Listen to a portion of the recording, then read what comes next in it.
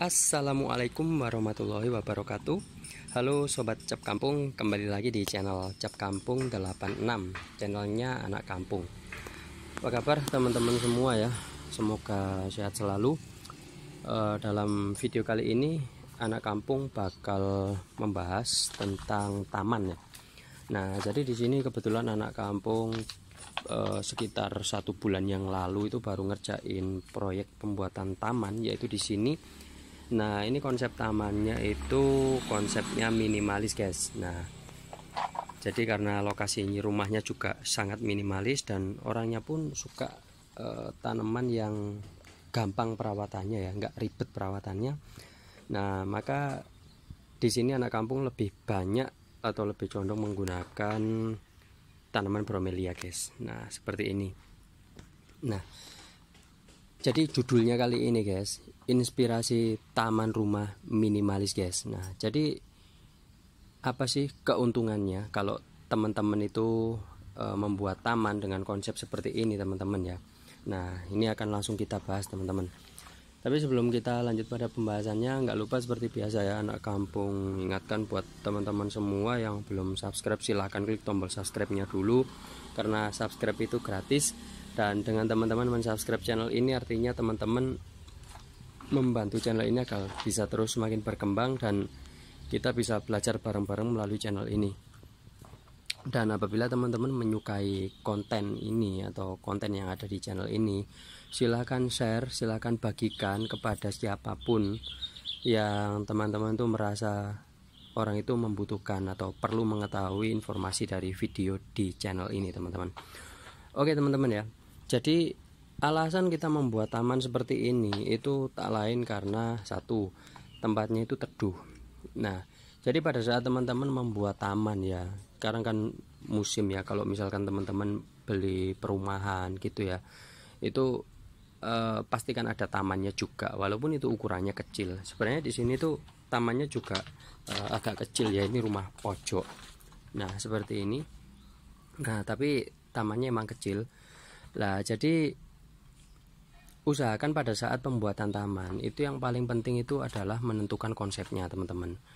Jadi di sisi lain selain mengetahui lokasinya, jadi taman itu apakah dia itu panas, dalam arti itu terkena sinar matahari yang cukup atau kurang sinar matahari. Nah, contohnya kayak taman ini adalah taman yang kurang sinar matahari teman-teman. Maka dari itu anak kampung harus bisa selektif dan memilihkan jenis tanaman yang kita gunakan. Jadi di mana lokasi yang kurang terkena sinar matahari itu harus menggunakan jenis tanaman yang sifatnya tanaman teduh. Nah, sedangkan untuk bagian ujung seperti di ujung sana teman-teman bisa lihat itu adalah lokasi yang cukup kena sinar matahari. Maka di lokasi itu harus diletakkan tanaman yang sifatnya tahan panas atau tanaman yang harus terkena sinar matahari. Nah, kalau yang sebelah sini kan teduh teman-teman. Nah, jadi anak kampung itu gunakan tanaman-tanaman yang juga untuk tempat yang teduh. Nah, setelah itu teman-teman barulah kita mulai memilih-milih tanamannya. Nah, di sini anak kampung memilih bromelia itu salah satu alasannya karena kita menyesuaikan konsepnya teman-teman. Nah, kebetulan ibu yang punya rumah ini itu beliau pengen taman itu yang nuansanya itu seperti apa ya, seperti pinggir-pinggir sungai gitu teman-teman ya, jadi ada batunya gitu. Nah, maka dari itu anak kampung di sekitar batu-batu ini itu pilihkan tanaman bromelia atau kita kasih tanaman-tanaman yang sifatnya teduh. Nah, seperti ini semua teman-teman, ada calathea merah putih ya kan. Nah, sebelah sini ini lebih banyak bromelianya teman-teman.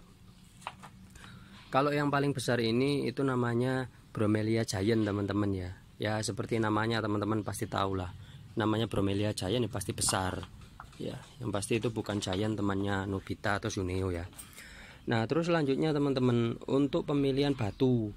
Nah, di sini nih kalau kita dari depan pintu mau ke arah belakang itu kan pasti melewatin jalanan ini teman-teman.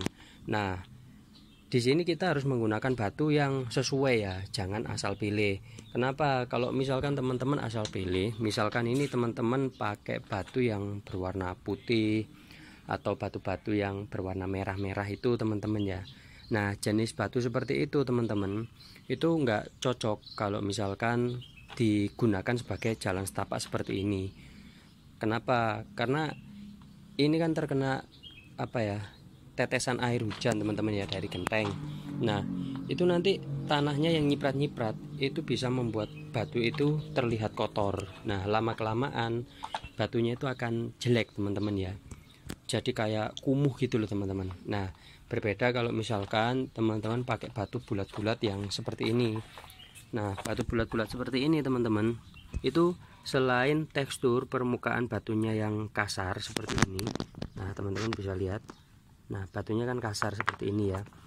Nah, jadi batunya itu juga nggak mudah kotor, itu yang poin yang paling penting. Terus kalau dipakai jalan, batunya juga nggak licin teman-teman. Nah, di sisi lain ukuran batu juga sangat penting teman-teman, perlu diperhatikan. Kenapa ukuran batu ini sangat perlu sekali diperhatikan ya teman-teman ya? Karena kalau misalkan ukuran batunya terlalu kecil-kecil, itu kalau diinjak itu biasanya kayak blenderi gitu loh teman-teman. Apa ya bahasa Indonesianya, bikin kita itu kayak mau jatuh gitu loh, tergelincir teman-teman. Nah, seperti itu. Nah, sedangkan peletaan batu-batu besar seperti ini teman-teman, nah itu tak lain fungsinya itu untuk menambah kesan biar terlihat lebih natural teman-teman ya. Jadi pada saat teman-teman membuat taman seperti ini, itu juga perlu diperhatikan penggunaan atau media-media pendukung lainnya ya, entah itu pohon pakis, entah itu pohon yang besar, entah itu batu-batu besar, dan juga tanaman-tanaman besar yang lainnya. Nah, itu sangat perlu diperhatikan teman-teman ya. Kenapa? Karena kalau misalkan teman-teman itu membuat taman dengan konsep yang misalkan pengen konsep yang seperti pinggir sungai gitu teman-teman ya. Ya umumnya kalau seperti pinggir sungai, kalau tanpa batu-batuan teman-teman ya kesannya jadi jelek ya, kesannya kayak kaku gitu ya, kurang kurang alami lah. Nah, tapi kalau ada batunya besar-besar seperti ini, itu menambah kesan wow teman-teman. Nah, oke. Jadi gitu teman-teman ya, tentang pembahasan kita kali ini tentang inspirasi membuat taman rumah minimalis dengan konsep seperti pinggiran sungai teman-teman. Jadi gitu dulu teman-teman informasi yang bisa anak kamu sampaikan, semoga bermanfaat buat kita semua. Dan jangan lupa buat teman-teman untuk men-share video ini sebanyak-banyaknya agar anak kamu juga semakin semangat membuat konten-konten inspiratif lainnya. Dan terima kasih buat teman-teman yang selama ini udah mendukung channel ini bisa terus berkembang sampai sekarang. Ya, gitu dulu. Sampai jumpa di next video selanjutnya. Terima kasih. Wassalamualaikum.